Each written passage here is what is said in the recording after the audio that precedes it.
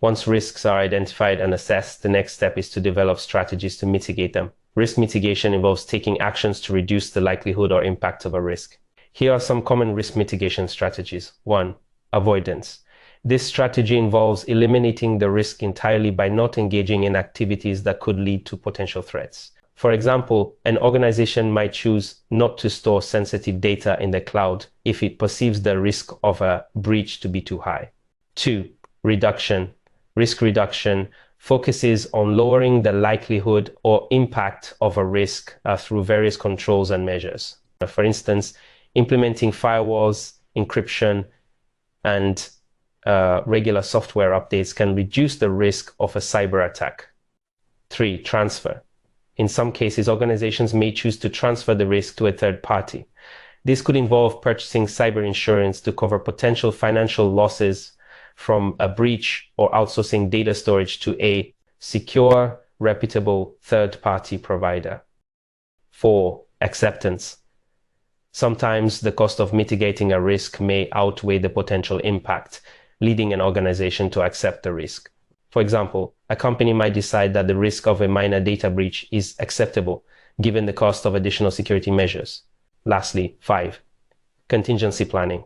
This strategy involves preparing for the possibility that a risk will materialize despite mitigation efforts. This might include developing an incident response plan or having backup systems in place to ensure business continuity. Each of these strategies can be applied based on the specific risks an organization faces, helping to protect information assets while balancing costs and operational needs.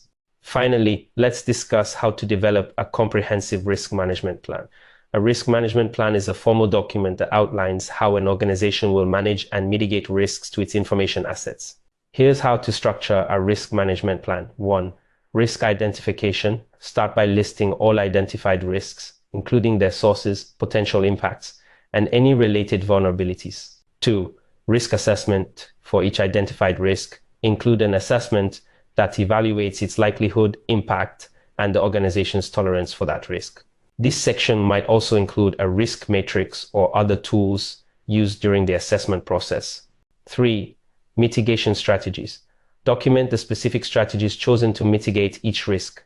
This section should detail the actions to be taken, the resources required, and the individuals or teams responsible for implementation.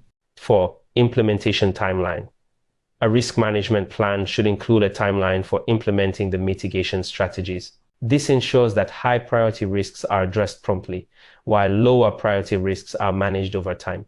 5. Monitoring and review. Include a process for regularly monitoring risks and reviewing the effectiveness of mitigation strategies. This helps ensure that the plan remains effective as the organization's environment and risk landscape evolve. 6. Incident response.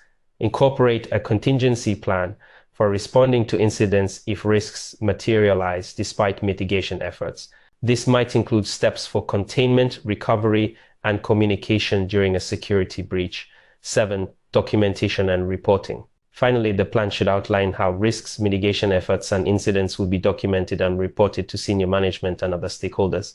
By developing and implementing a well-structured risk management plan, organizations can proactively manage the risks to their information assets, reducing the likelihood of security incidents and minimizing their impact. This module has provided a comprehensive overview of risk management in information security.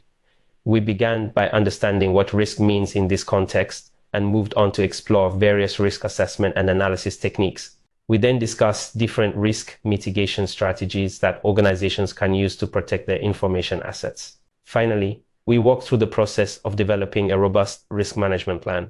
As we conclude, I encourage you to think about the specific risks your organization faces and how you might apply these strategies to manage them effectively. The knowledge you've gained here is vital for building a proactive and resilient approach to information security. Thank you for your attention and dedication to learning. In the next module, we'll explore security frameworks and standards, where we'll discuss how to implement and leverage established frameworks to strengthen your organization's security posture. I look forward to seeing you there.